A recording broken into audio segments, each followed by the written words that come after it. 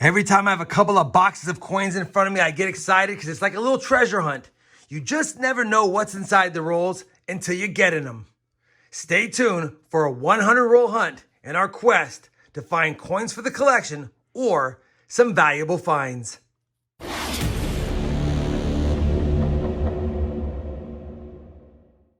Hey everyone, it's RobFindsTreasure. Welcome back to the channel. We have 2 boxes of nickels to hunt in our quest to find the 2 remaining nickels in the Series 3 Side Finds album. And we got to find them for the 167th box in order to beat how long it took us to find all the coins for the Series 1 collection.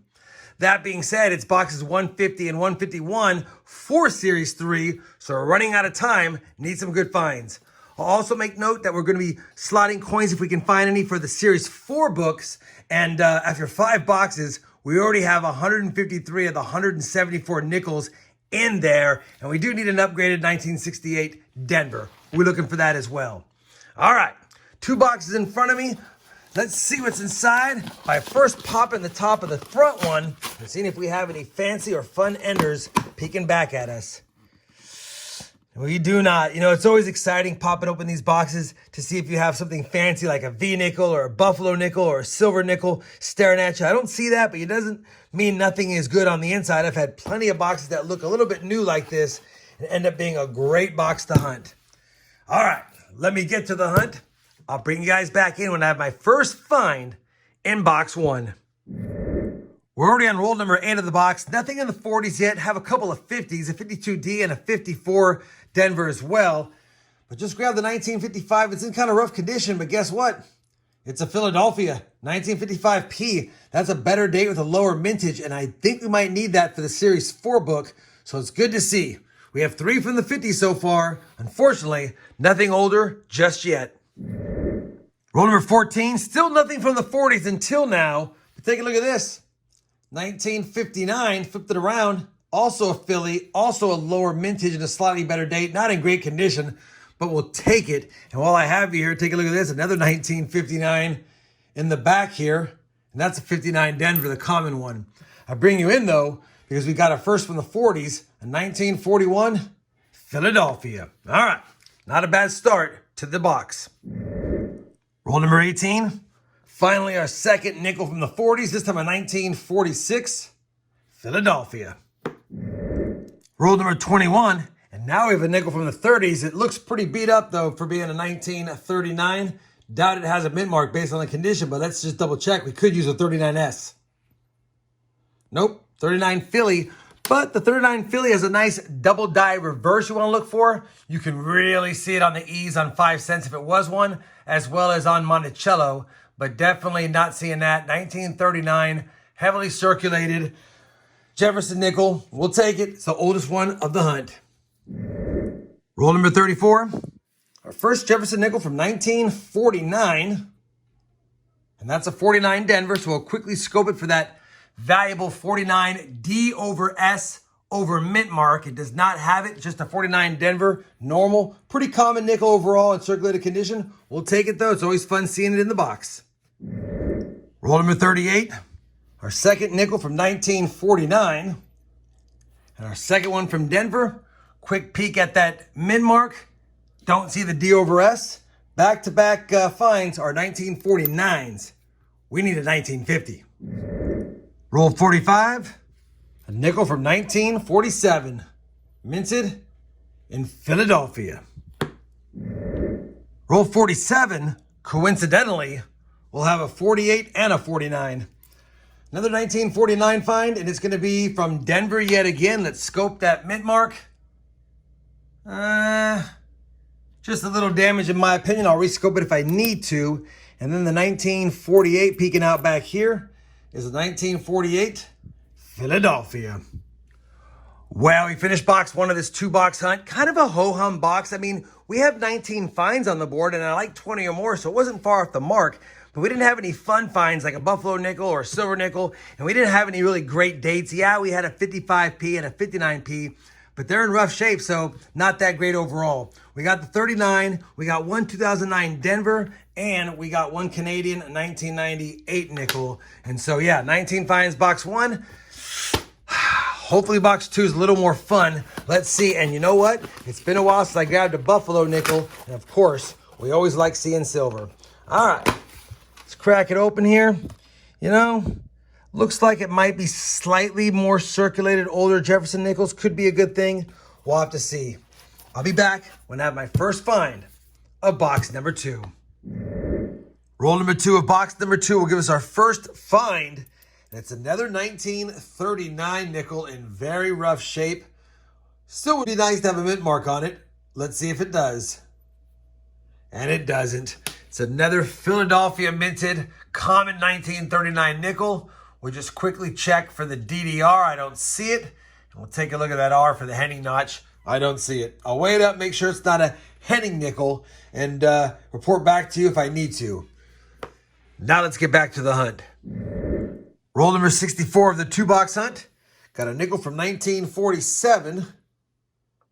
And that's going to be a better date, 1947 San Francisco. It's not a semi-key date, but it's a lower mintage nonetheless. And I'll definitely take it and add it to the board. Roll 65. Another nickel from 1946. Minted in Philadelphia. We'll take it. Roll 75 of the 100 roll hunt. And we're going to have our second foreign coin. It's a modern Commonwealth of the Bahamas 2016, 5 cents. Can't get mad at that. Nice little pineapple, nicer design. Looks like an upgraded design from what I usually see, and it's not in bad shape either. Another foreign find. Still no buffalo nickels. Still no silver nickels. Roll number 77. Actually, our first nickel of the hunt from 1940. It's 1940 Denver. Just cracked open roll number 81 of the hunt, and we're going to have another foreign coin. Although it's got a gold edge, there's no way that that's gold. Let's see what it is. Maybe it's a Mexican coin. And it is. It's going to be a 50 centavos from 2004. Los Estados Unidos Mexicanos. I'll definitely take it. Beautiful looking coin. 3 foreigns now. Still no silver nickels. Still no buffalo nickels. Maybe I should have some pumpernickel bread. Roll number 82. I've got another find for you. It's a 1946 Philadelphia minted Jefferson nickel. We're on roll number 83, and I've already pulled out 3 nickels from the 50s, but I bring in because I got one from the 40s here. It's going to be a 1941 Philadelphia.